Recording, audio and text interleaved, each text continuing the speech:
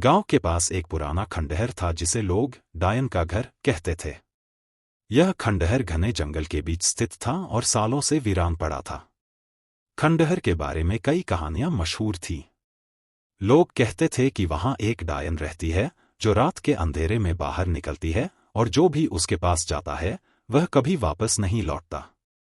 गांव में रहने वाले 3 दोस्तों राजू, मोहन और सुरेश को इन कहानियों पर यकीन नहीं था।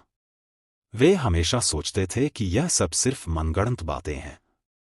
एक दिन उन्होंने तय किया कि वे उस खंडहर में जाकर खुद देखेंगे कि वहां क्या है।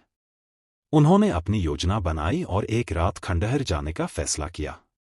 उस रात जब चांद पूरा चमक रहा था और आसमान में तारे टिमटिमा रहे थे, वे तीनों अपने साथ टॉर्च, कुछ खाने का सामान और एक कैमरा लेकर खंडहर की ओर चल पड़े। रास्ते में उन्हें कुछ बुजुर्गों ने रोका और वहां न जाने की सलाह दी, पर तीनों दोस्तों ने उनकी बात को नजरअंदाज कर दिया और आगे बढ़ गए। जंगल की ओर बढ़ते हुए राजू ने कहा, देखो, हमें किसी चीज से डरने की जरूरत नहीं है। यह सब सिर्फ लोगों की अफवाहें हैं। मोहन ने सहमति जताते हुए कहा, हाँ, और हम इस सब की सच्चाई जानने के लिए जा रहे हैं। सुरेश ने, जो सबसे ज्यादा डरपोक था, थोड़ी हिचकिचाहट के साथ कहा, उम्मीद है कि तुम दोनों सही हो। खंडहर के पास पहुंचते ही उन्होंने देखा कि वहां का माहौल बहुत ही डरावना था। पुराने पेड़, जिनकी शाखाएं सूखी और टेढ़ी मेढ़ी थीं, अजीब सी छायाएं बना रही थीं। हवा में एक अजीब सी ठंडक थी। खंडहर का प्रवेश द्वार टूट चुका था और दीवारों पर अजीब निशान थे। हर कोने से एक अजीब सी बदबू आ रही थी। राजू ने टॉर्च जलाकर आगे बढ़ना शुरू किया।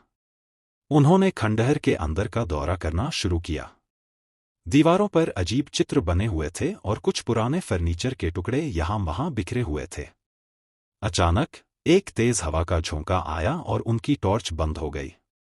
चारों ओर घना अंधेरा छा गया। राजू ने टॉर्च को फिर से चालू करने की कोशिश की, लेकिन वह काम नहीं आई। उन्होंने महसूस किया कि कुछ गड़बड़ है। तभी उन्हें लगा कि कोई उनके पीछे है। उन्होंने मुड़कर देखा तो एक साया उनकी ओर बढ़ रहा था। सुरेश ने जल्दी से अपनी टॉर्च जलाने की कोशिश की, पर वह भी काम नहीं आई। अंधेरे में वे कुछ देख नहीं पा रहे थे, लेकिन साए की आवाजें साफ सुनाई दे रही थीं। वे चिल्लाने लगे और भागने की कोशिश की, लेकिन ऐसा लगा जैसे उनके पैरों में कोई जंजीरें बंधी हो। तभी एक भयानक हंसी की आवाज गूंजी और सामने एक बुजुर्ग औरत दिखाई दी। उसके बाल बिखरे हुए थे, आंखें लाल और चेहरा डरावना था। उसने कहा, तुम्हें यहां नहीं आना चाहिए था। अब तुम मेरी कैद में हो। राजू, मोहन और सुरेश को समझ में आ गया कि वे उसी डायन के सामने हैं जिसके बारे में उन्होंने सुना था। डर के मारे उनके होश उड़ गए। वे मदद के लिए चिल्लाने लगे, पर उनकी आवाजें बाहर नहीं जा सकीं। डायन ने अपनी जादुई शक्तियों से उन तीनों को एक जगह बांध दिया और खंडहर के अंदर गहराई में ले गई।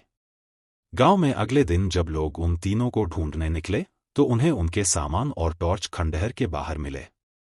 लेकिन वे तीनों दोस्त कभी नहीं मिले। गांव के लोगों ने समझ लिया कि डायन ने उन्हें अपने कब्जे में ले लिया है। उस घटना के बाद से कोई भी उस खंडहर के पास नहीं गया।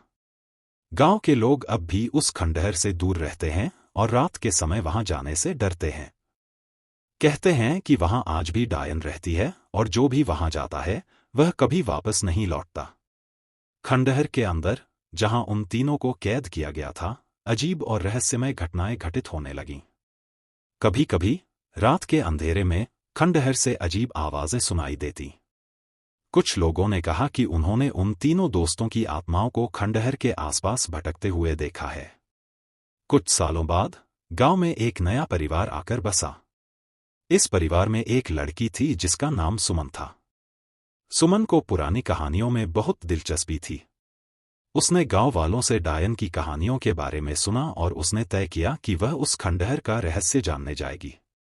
सुमन ने अपनी योजना बनाई और एक दिन अकेले ही खंडहर की ओर चल पड़ी। उसने अपने साथ एक पुरानी किताब भी ली थी जिसमें कुछ मंत्र और जादुई उपाय लिखे हुए थे।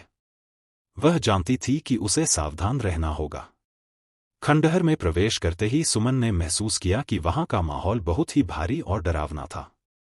उसने अपने चारों ओर देखा और धीरे धीरे आगे बढ़ी। उसने किताब में लिखे मंत्रों को पढ़ना शुरू किया और अपने चारों ओर सुरक्षा घेरा बनाया। सुमन ने खंडहर के अंदर गहराई में प्रवेश किया। वहां उसे अजीब चित्र और निशान दिखाई दिए। उसने देखा कि दीवारों पर कुछ चित्र बने हुए थे जो एक कहानी बता रहे थे। ये चित्र बताते थे कि बहुत साल पहले इस खंडहर में एक औरत रहती थी जो जादू टोना करती थी। गांव के लोग उसे डायन मानकर उससे डरते थे और एक दिन उन्होंने उसे इस खंडहर में बंद कर दिया। उस औरत की आत्मा अब भी खंडहर में भटक रही थी और उसे शांति नहीं मिली थी। सुमन ने किताब में लिखे मंत्रों को पढ़ना जारी रखा और धीरे धीरे उसे उस डायन की आत्मा का आभास होने लगा। सुमन ने उस आत्मा से बात करने की कोशिश की और पूछा, तुम्हें यहां किसने बंद किया? आत्मा ने जवाब दिया, मुझे गांव के लोगों ने डायन मानकर यहां बंद कर दिया। मैं सिर्फ अपनी जादुई शक्तियों का इस्तेमाल कर रही थी, लेकिन लोगों ने मुझे गलत समझा। अब मैं इस खंडहर में फंसी हुई हूं और मुझे शांति नहीं मिली है। सुमन ने आत्मा को मुक्ति दिलाने का उपाय सोचा। उसने किताब में लिखे अंतिम मंत्र को पढ़ा और आत्मा से कहा, तुम्हारी मुक्ति का समय आ गया है। जाओ और शांति पाओ। जैसे ही सुमन ने मंत्र पढ़ा, खंडहर में एक तेज रोशनी फैल गई और आत्मा धीरे धीरे गायब हो गई। खंडहर का माहौल बदल गया और वह अब उतना डरावना नहीं रहा। सुमन ने महसूस किया कि उसने कुछ बड़ा काम किया है। सुमन ने गांव वापस आकर लोगों को सारी घटना के बारे में बताया। गांव के लोग उसकी बात सुनकर हैरान रह गए। उन्होंने समझ लिया कि वे सालों से एक गलतफहमी के शिकार थे और उस औरत को डायन मानकर उसके साथ गलत किया था। गांव के लोगों ने सुमन को धन्यवाद दिया और खंडहर को फिर से देखने का साहस किया। उन्होंने देखा कि अब खंडहर में कोई डरावना माहौल नहीं था और वहां की हवा में एक शांति थी। गांव के लोगों ने उस खंडहर को एक स्मारक के रूप में मान्यता दी और वहां एक मंदिर बनाया ताकि उस आत्मा को शांति मिल सके। इस प्रकार सुमन ने अपने साहस और बुद्धिमत्ता से गांव को एक बड़ी मुसीबत से छुटकारा दिलाया और लोगों के मन से डायन का डर हमेशा के लिए मिटा दिया।